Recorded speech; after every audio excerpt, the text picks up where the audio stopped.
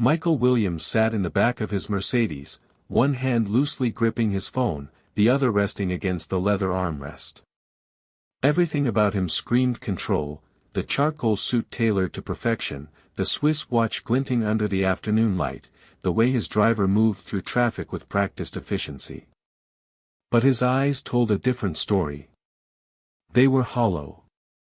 Distant. Like a man who had built an empire only to realize he had nothing left to defend. "Construction ahead, sir," his driver said, turning the wheel without waiting for permission. "We'll have to cut through Riverside." Michael's jaw tightened. Riverside. The old district. Cracked pavement, faded storefronts, people who looked at luxury cars the way drowning men looked at lifeboats. He hated this part of the city, not because of what it was, but because of what it reminded him of. Faces he'd tried to erase. Mistakes he'd buried under marble floors and quarterly reports. He turned toward the window, watching the scenery shift from glass towers to brick tenements, from clean sidewalks to streets littered with struggle. 8 years.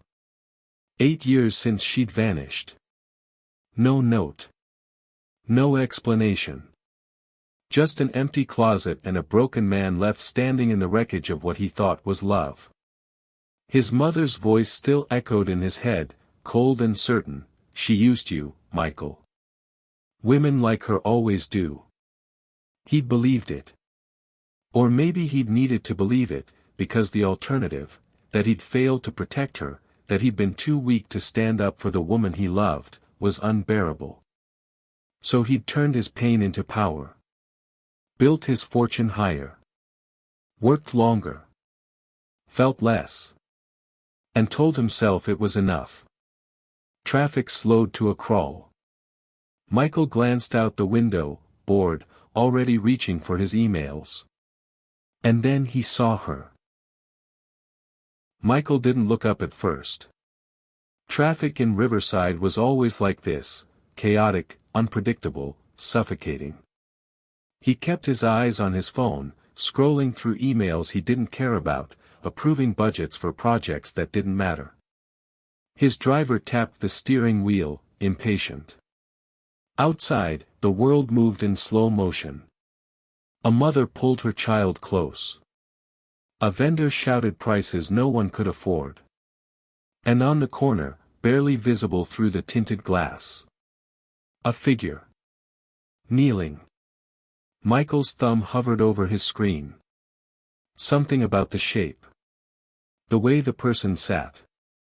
The stillness in the chaos. He glanced up. A woman. Thin. Worn. Her clothes hung loose, faded brown fabric that might have been something else once. Her head was down, face hidden beneath a tangle of dark, unkempt hair. In her hands, a piece of cardboard, the edges curled and stained. "Please help. Need money for medicine." Michael looked away. He'd seen 1,000 beggars in this city. 1,000 stories. 1,000 outstretched hands.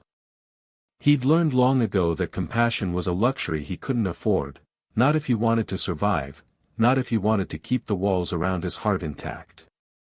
But his eyes drifted back. There was something. Something he couldn't name. A pull in his chest, faint but insistent, like a forgotten melody humming just beneath the noise. The woman shifted slightly, adjusting the sign. Her shoulders trembled, from cold or exhaustion, he couldn't tell. She didn't call out. Didn't beg. Just sat there, silent and still, as if the weight of the world had finally pressed her into the pavement. Michael leaned forward, his breath fogging the glass. The air felt heavy. Wrong. A gust of wind swept down the street, scattering trash and pulling at the woman's hair. And for just a second, one impossible, heart-stopping second, her face turned toward the car. Michael froze. No. It couldn't be. His pulse hammered in his ears. His hands gripped the armrest, knuckles white.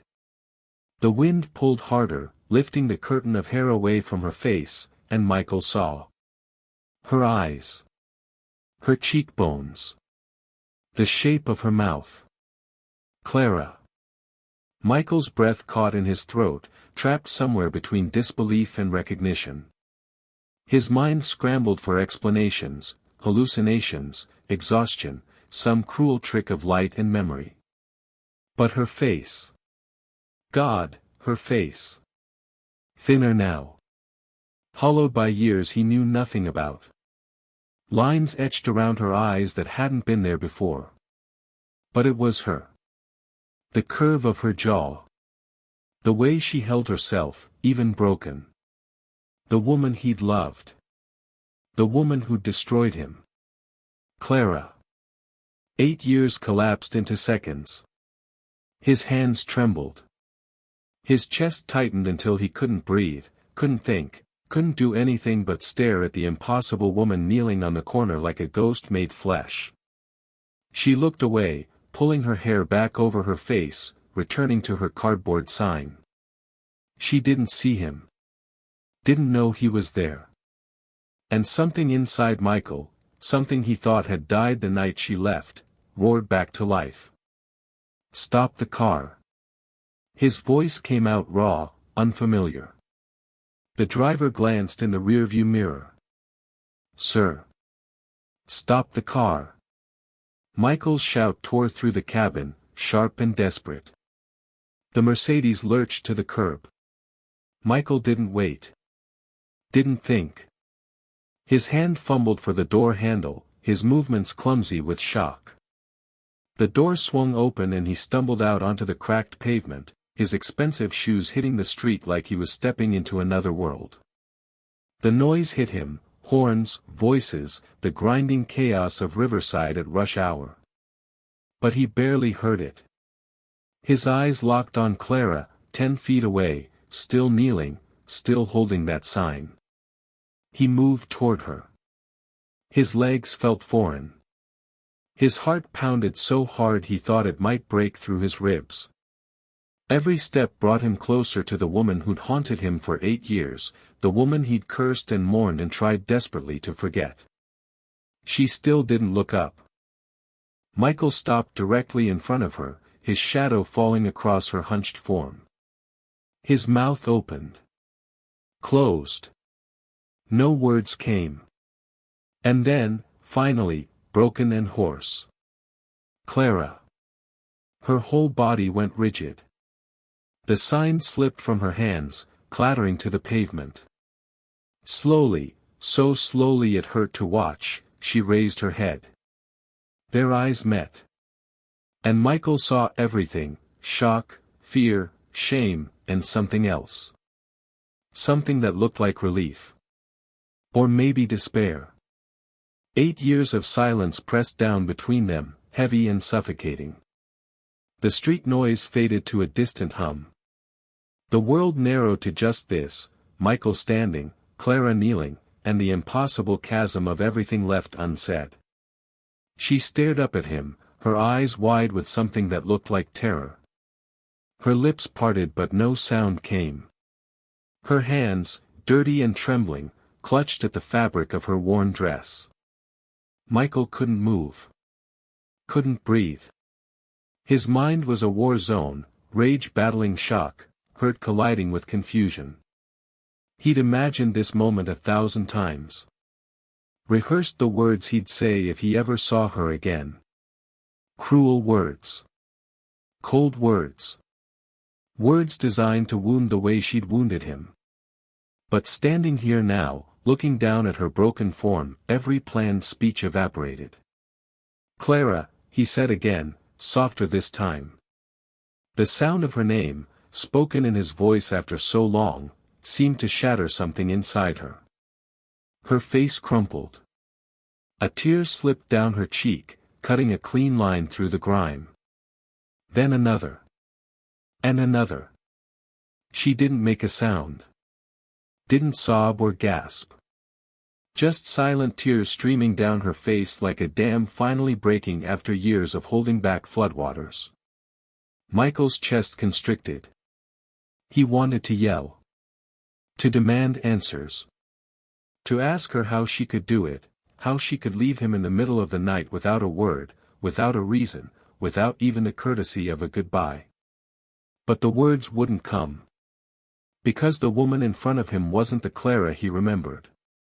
That Clara had been bright. Confident. Full of life. This woman was a shadow. A ghost wearing her face. Broken in ways that had nothing to do with him. Why? The word finally tore free, raw and aching. Why did you leave? Clara's tears fell harder. Her shoulders shook. She opened her mouth, closed it, tried again. Her voice cracked, barely a whisper. Michael, She couldn't finish. Her hand pressed against her mouth, stifling whatever explanation was trying to escape. Michael stood frozen, watching her fall apart, feeling his own carefully constructed walls begin to crack. And somewhere beneath the anger, beneath the betrayal, beneath 8 years of telling himself he hated her, he realized he'd never stopped caring. Tell me. Michael's voice was harder now, desperate for answers that made sense. You owe me that much. Tell me why you left. Clara's hand dropped from her mouth. She looked up at him through tears, and the pain in her eyes was so raw it nearly brought him to his knees. I didn't want to, she whispered. Michael, I swear, I didn't want to leave you. Then why? The question came out sharper than he intended. Why disappear? Why not say anything? Why make me think? His voice broke. Why make me think you never loved me? Fresh tears spilled down her cheeks. She shook her head, her whole body trembling like she might collapse. Your mother, Clara said, the words barely audible. She came to me. The night before I left. Michael went still. What? She came to the apartment while you were at work. Clara's voice was hollow now, distant, like she was reliving a nightmare. She told me she knew about us. About the engagement you were planning. She said. A sob caught in her throat. She said I wasn't good enough for you. That I never would be. That I was just some poor girl trying to trap a rich man. Michael's blood turned to ice. Clara. She gave me a choice. Clara's eyes met his, and he saw the truth there, the fear that had driven her away. Leave quietly, disappear, and she'd make sure I could start over somewhere. Or stay, and she'd destroy me. She said she'd make sure I never worked again. Never had a life. She'd ruin me, Michael. Completely. Michael staggered back a step, the words hitting him like physical blows. His mother. His own mother had done this. I didn't believe her at first, Clara continued, her voice breaking.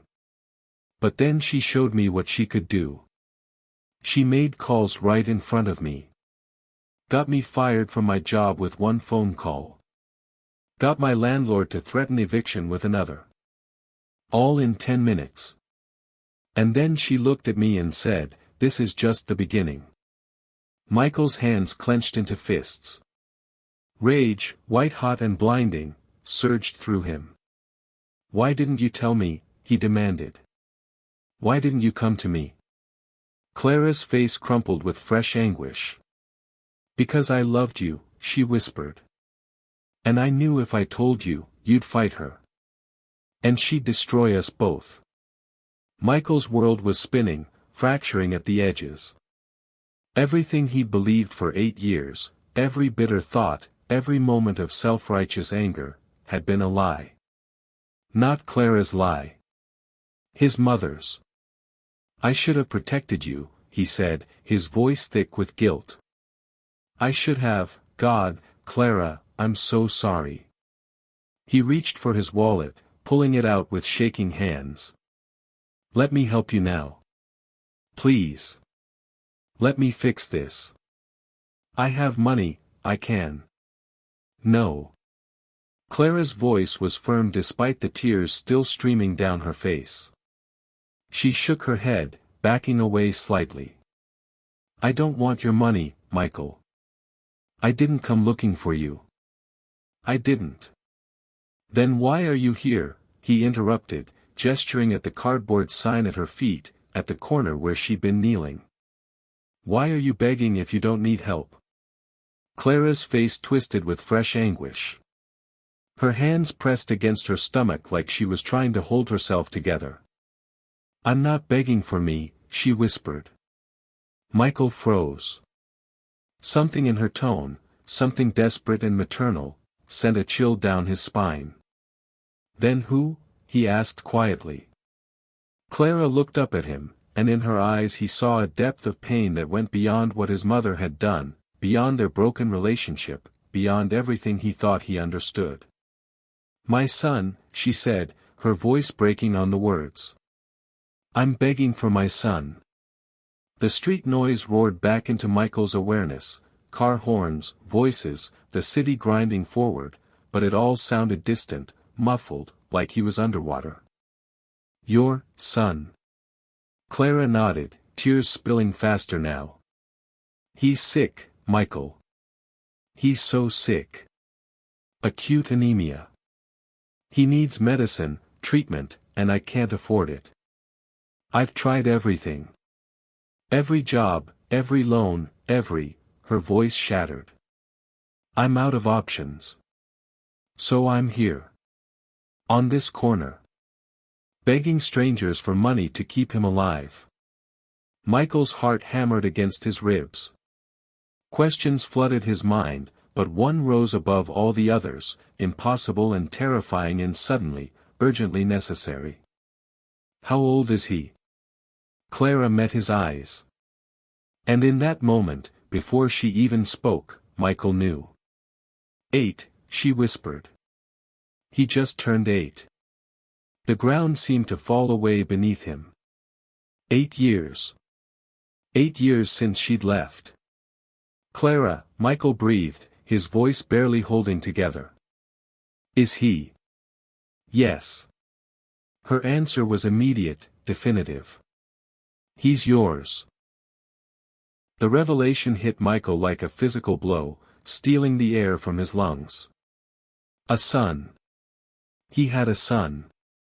All the anger, all the hurt, all the bitterness he'd carried for 8 years, it evaporated in an instant, burned away by something far more powerful. Something primal and overwhelming and absolutely terrifying. Love. Fierce, protective, immediate love for a child he'd never met. A child who was sick. A child who needed him. His child. Take me to him. The words came out rough, commanding. Not a request. A demand. Clara blinked up at him, startled by the sudden shift in his voice. Michael, Now, Clara. He reached down, gently but firmly taking her arm and helping her to her feet. She was lighter than he remembered, fragile in a way that made his chest ache. Take me to my son. Right now. But you have work, you.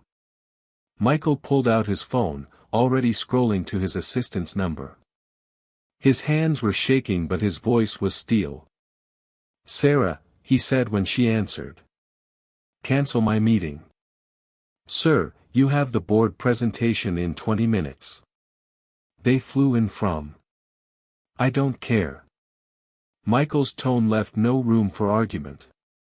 Cancel it. Cancel everything. Clear my schedule for the rest of the week. The month. However long it takes. Mr. Williams, I don't understand. You don't need to understand.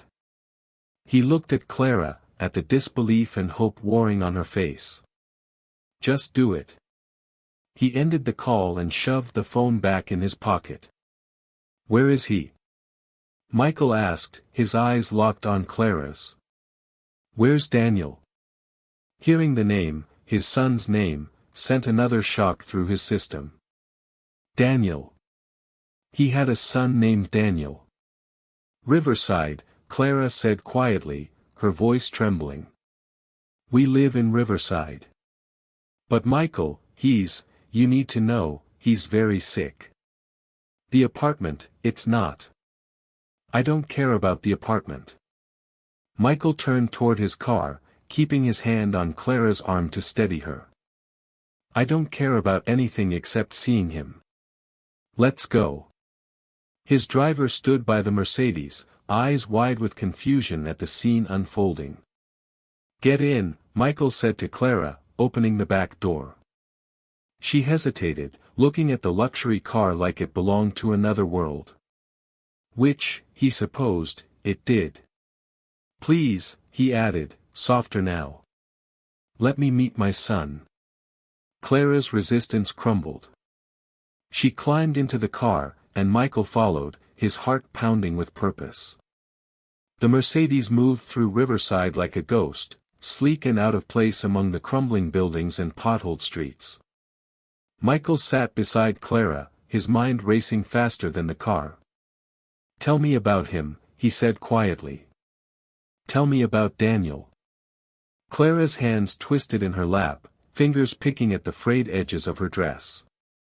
"He's smart," she said, a small, sad smile touching her lips. "So smart.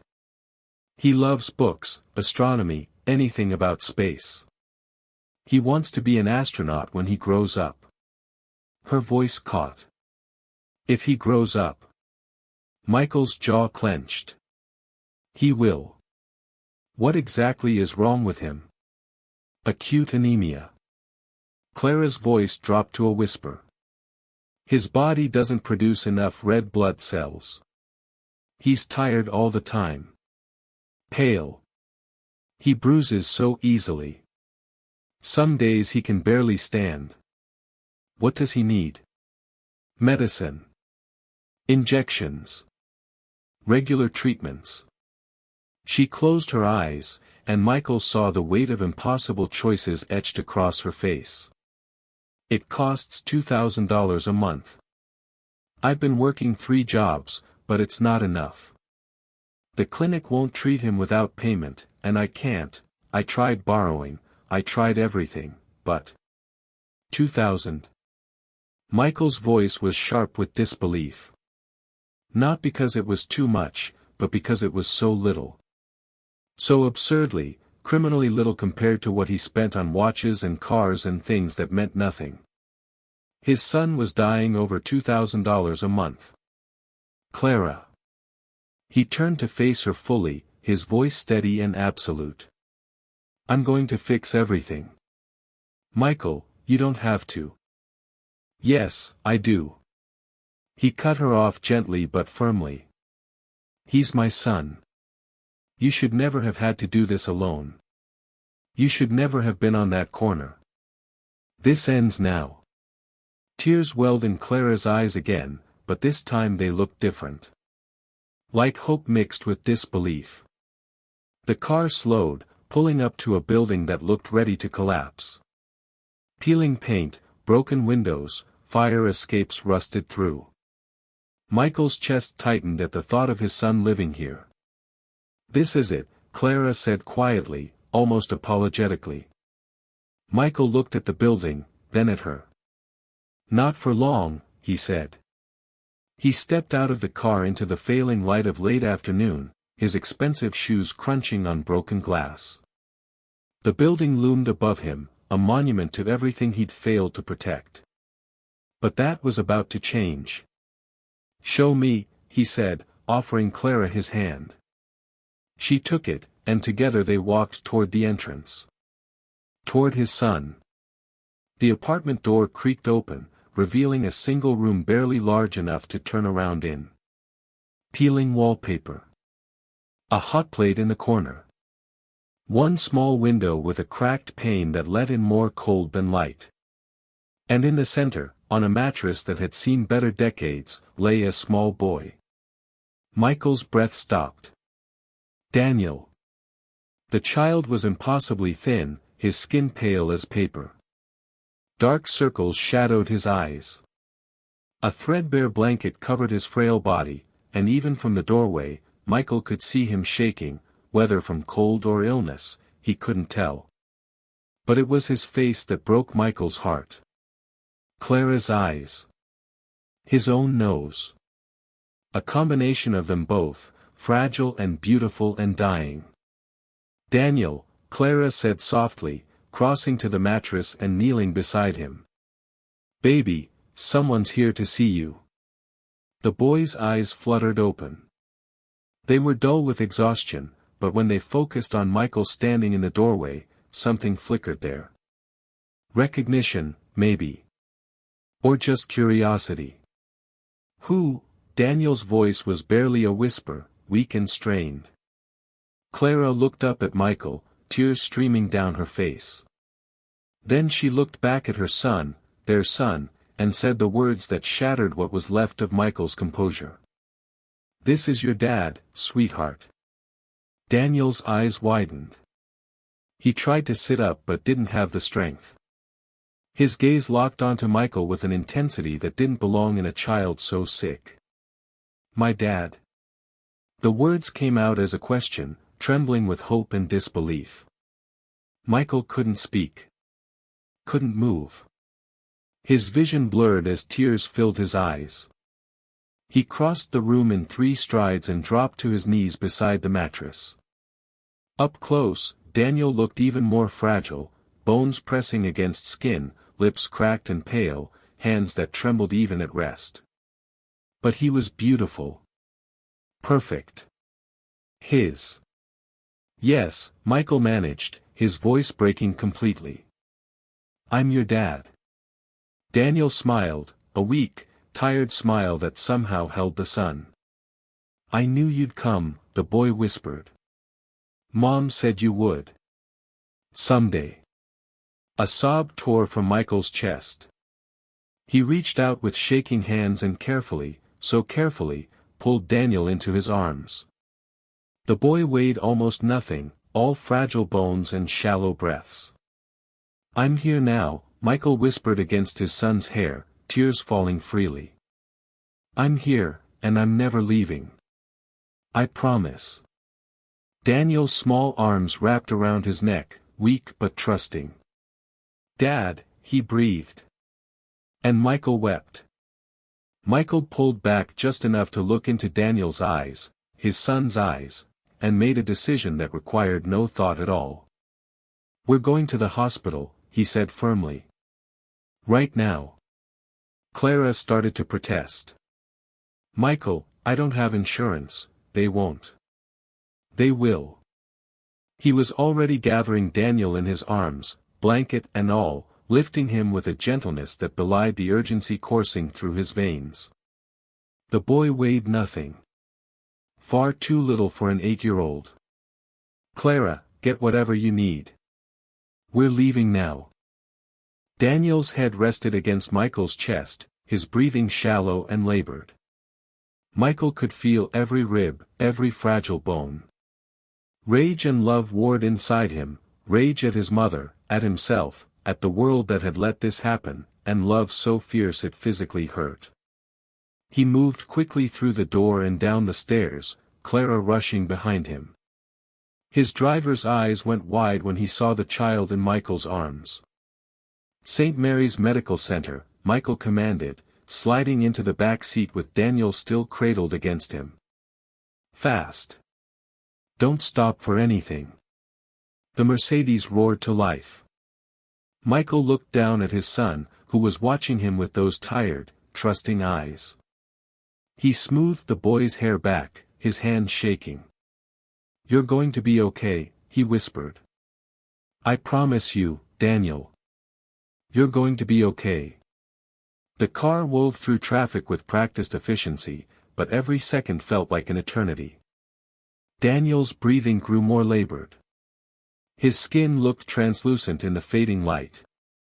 Stay with me, Michael said softly, pressing his hand against Daniel's chest, feeling the flutter of his heartbeat. "Stay with me, son." Clara sat across from them, her hands pressed over her mouth, tears streaming silently. The hospital appeared, white walls, bright lights, salvation. Michael was out of the car before it fully stopped, Daniel secure in his arms. He burst through the emergency entrance, his voice cutting through the chaos of the waiting room. "I need a doctor. Now." A nurse rushed forward, taking in the pale child in his arms. "Sir, you'll need to get me a doctor," Michael interrupted, his voice sharp with authority and desperation. "My son needs treatment immediately." Within seconds, a doctor appeared, gray-haired, competent, assessing Daniel with quick, practiced eyes. "Acute anemia," Clara said breathlessly, catching up. "He hasn't had his medication in 3 weeks." The doctor's expression tightened. "We'll need to run tests, start treatment, but—" "Do whatever you need to do," Michael said, his eyes locked on the doctor with absolute certainty. "Money is not a problem." The doctor, Dr. Peterson, according to his badge, nodded once and immediately sprang into action. Nurses appeared with a gurney.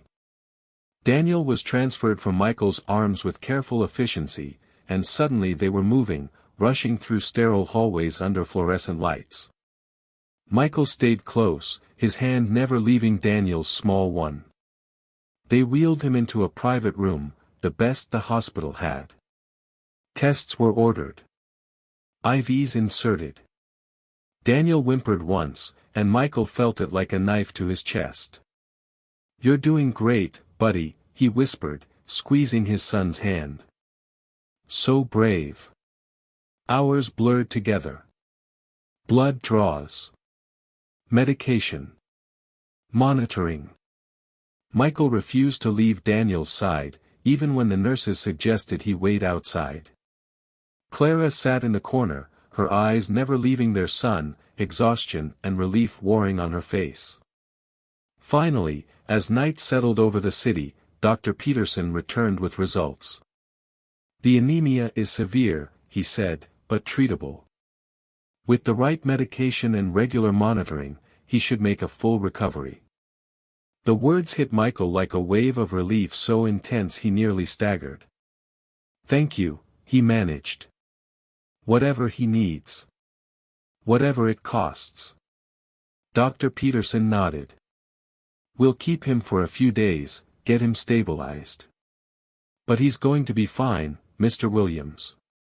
Fine. His son was going to be fine. Michael returned to Daniel's bedside. The boy looked better already, color returning to his cheeks, his breathing easier. He was awake, watching Michael with those impossibly trusting eyes. "Dad?" Daniel's voice was still weak, but stronger than before. "Will you stay?" "Forever," Michael said without hesitation. He sat on the edge of the hospital bed, taking his son's hand. "You want to hear a story?" Daniel nodded, a small smile appearing. Michael thought for a moment, then began. "Once upon a time, there was a man who thought he was strong because he had money and power. But one day, he met a little boy, the bravest boy in the world. And that boy taught him that real strength isn't about what you have. It's about who you love. And who loves you back." Daniel's eyes fluttered, exhaustion finally claiming him. "Like superheroes," he whispered. "Exactly like superheroes," Michael said softly. Daniel's breathing evened into sleep. Michael looked across the room. Clara had fallen asleep in the chair, her head tilted awkwardly, her face finally peaceful. He stood carefully, removed his suit jacket, and draped it over her shoulders. Then he returned to Daniel's bedside, took his son's small hand in his, and sat down. The city hummed beyond the window. But here, in this quiet room, Michael finally felt whole. He was exactly where he belonged. I hope you enjoyed watching this as much as I enjoyed creating it. Like, share, and comment on the lessons you've learned. Let me know where you're watching from in the comments below. See you in my next story.